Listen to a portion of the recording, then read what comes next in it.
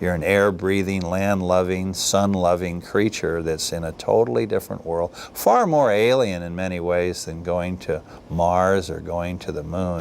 Imagine descending 7 miles beneath the ocean's surface. The pressure could crush a human body in seconds. Darkness is absolute. The cold is relentless. This is the Mariana Trench, the deepest place on Earth, where for decades scientists believed nothing could survive. They were wrong.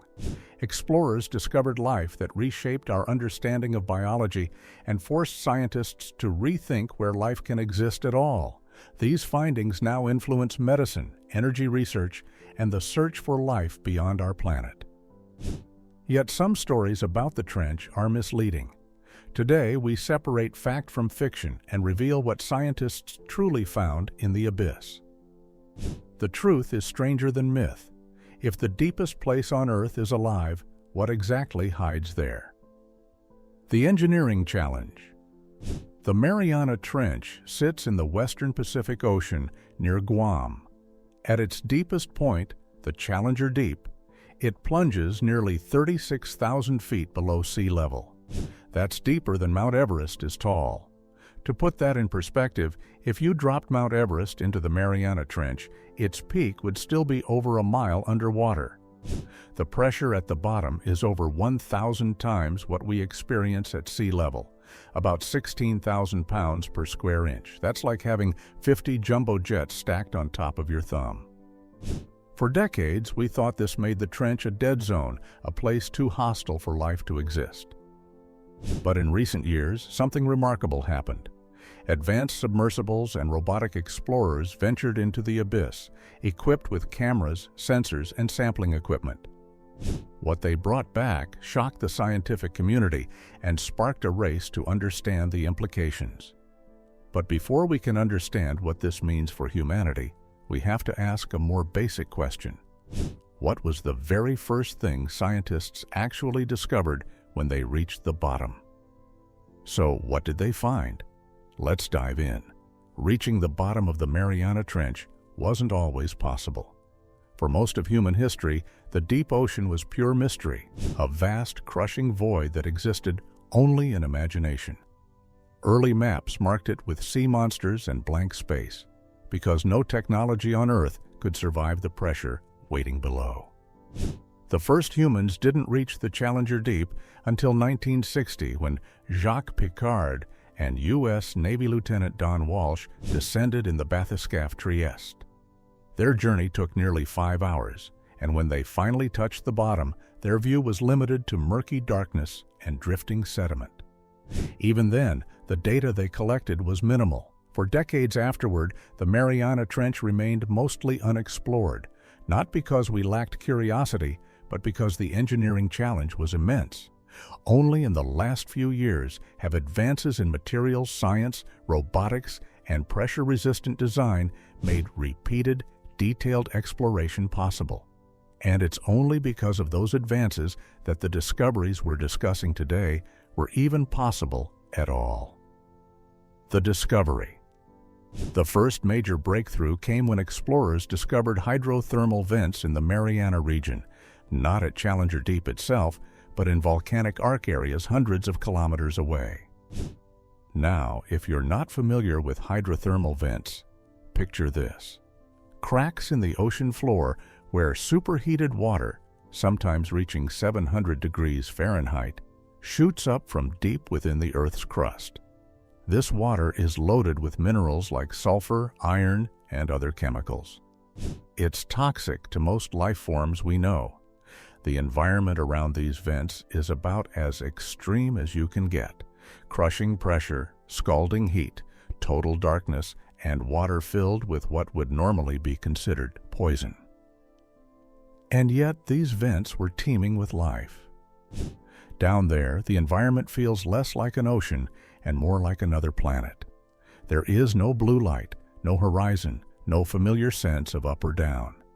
Submersible lights cut through the darkness like narrow tunnels, revealing only fragments of the world at a time. Beyond that beam is nothing, just endless black. Temperatures can swing wildly within just a few feet. One moment, Instruments register near freezing water. The next, sensors spike as scalding vent fluid pours out of the seabed. It's a place where stability doesn't exist, yet life has somehow adapted not just to survive, but to organize itself into functioning communities. What made this discovery even more shocking was how unexpected it was. For years, scientists believed hydrothermal vents in shallower oceans were already pushing the limits of survivability. Finding similar systems thriving in the deeper Mariana region suggested that life isn't fragile at all, it's opportunistic. Given the right chemistry, life doesn't just cling on. It explodes into complexity. These vent communities weren't isolated organisms scraping by. They formed stable, self-sustaining ecosystems that may have existed for thousands, even millions of years, completely hidden from the surface world. Scientists found entire ecosystems thriving around these vents. We're talking about bizarre creatures that look like they came straight out of a science fiction movie. Giant tube worms, some over 6 feet long, swaying in the currents. Ghostly white crabs scuttling across the rocks. Strange fish with bodies adapted to withstand pressures that would obliterate a submarine. But here's what really blew scientists' minds.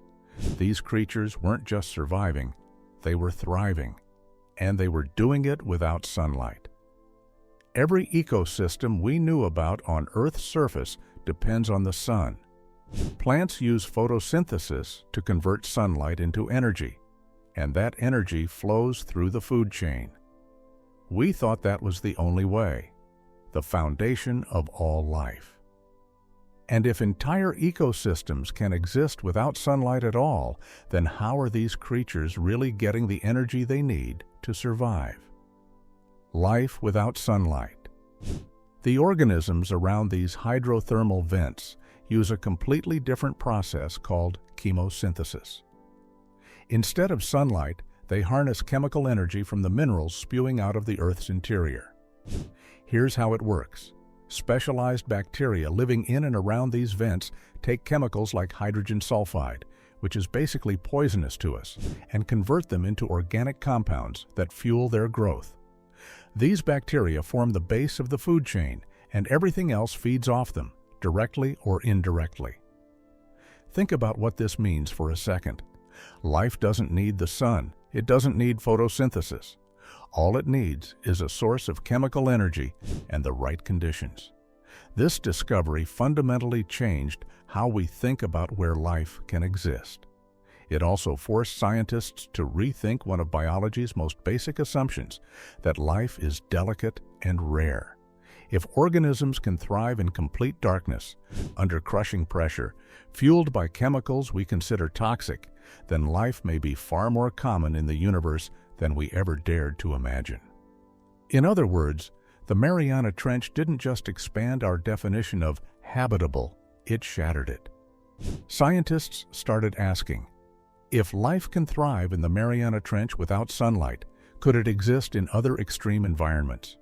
What about the dark oceans beneath the icy surface of Jupiter's moon Europa? Or Saturn's moon Enceladus, which has hydrothermal activity beneath its frozen crust? Suddenly, the search for extraterrestrial life got a whole lot more interesting. We weren't just looking for planets in the habitable zone anymore. We were looking for anywhere with liquid water and chemical energy. But the implications go even deeper than astrobiology. These organisms developed incredible adaptations to survive the crushing pressure and extreme conditions of the trench. And those adaptations, they might hold the key to revolutionary medical breakthroughs. But surviving in darkness is one thing. How do these organisms endure pressures so extreme they should destroy life at a cellular level? The medical goldmine. Let's talk about pressure for a moment. At the bottom of the Mariana Trench, every square inch of surface area experiences about 8 tons of force. To put that in perspective, imagine an elephant standing on your thumbnail. Now, imagine 50 elephants. So how do these creatures survive? Scientists discovered that deep-sea organisms produce special compounds and proteins that protect their cells from collapsing under extreme pressure. These aren't just random adaptations. They're highly sophisticated molecular machines that maintain cell structure and function in conditions that would destroy normal cells. And here's where it gets really exciting. Some of these compounds show promise for treating human diseases. Researchers found that certain proteins produced by deep-sea organisms are incredibly good at maintaining proper protein folding under stress. Now, if you know anything about Alzheimer's disease, you know it's caused by proteins in the brain misfolding and clumping together, forming toxic plaques. Scientists are exploring whether understanding deep-sea protein mechanisms could inspire treatments that help prevent or reverse this protein misfolding. This research is very early and theoretical, drawing from deep-sea microbiology broadly rather than proven Mariana-specific cures. While these studies are still in early stages, the excitement within the scientific community is real.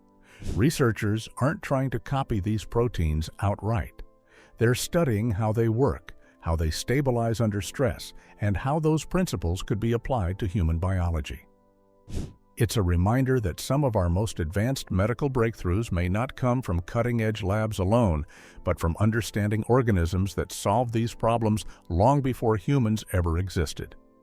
We're talking about potential treatments for Alzheimer's, Parkinson's, and other neurodegenerative diseases, all inspired by organisms living in the deepest, darkest part of the ocean.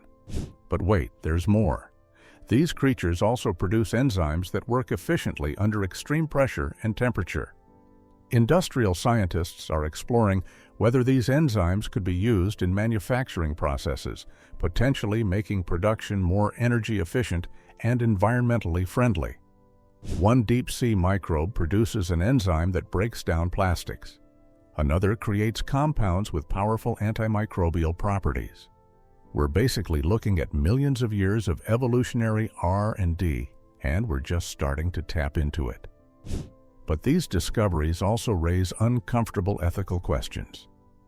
If organisms in the Mariana Trench hold the keys to medical breakthroughs and industrial efficiency, who gets access to them?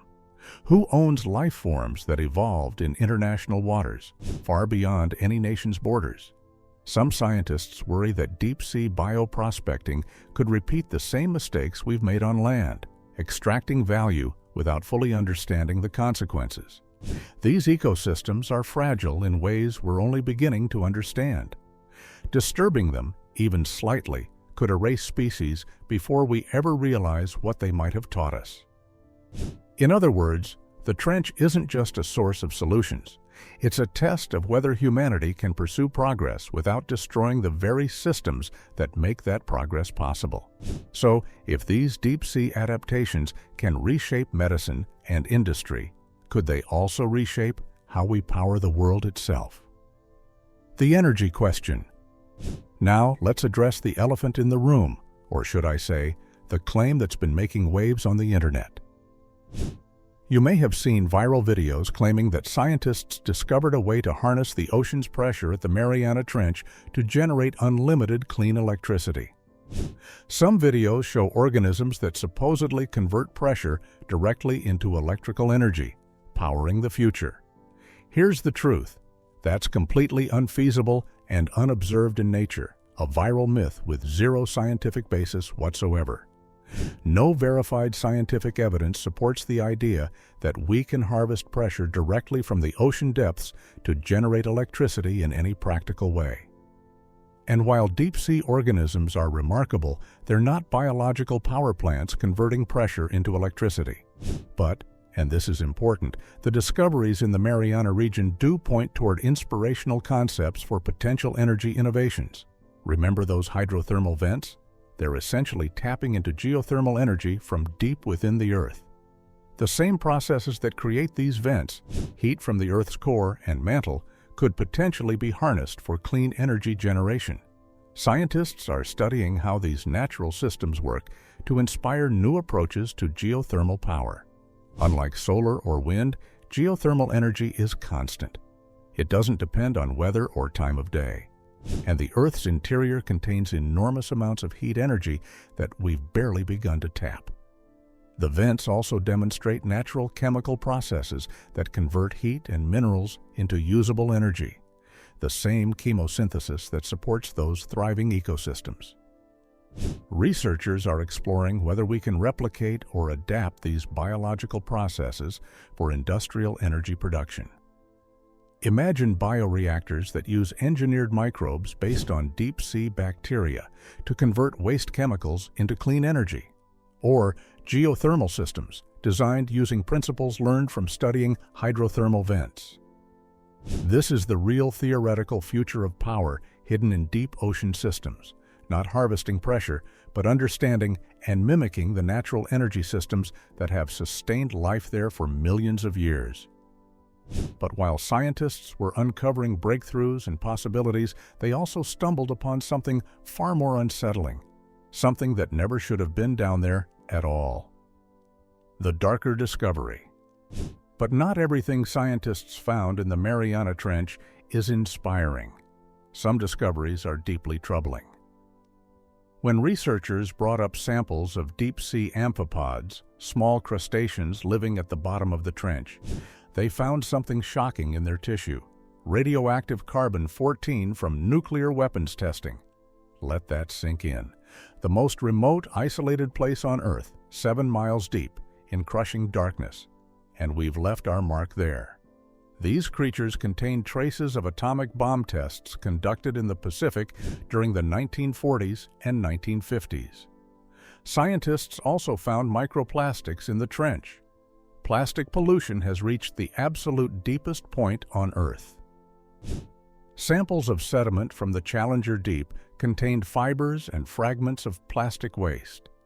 Even more disturbing, some of the chemicals found in Mariana Trench organisms include persistent organic pollutants, industrial chemicals that were banned decades ago but continue to circulate through the environment.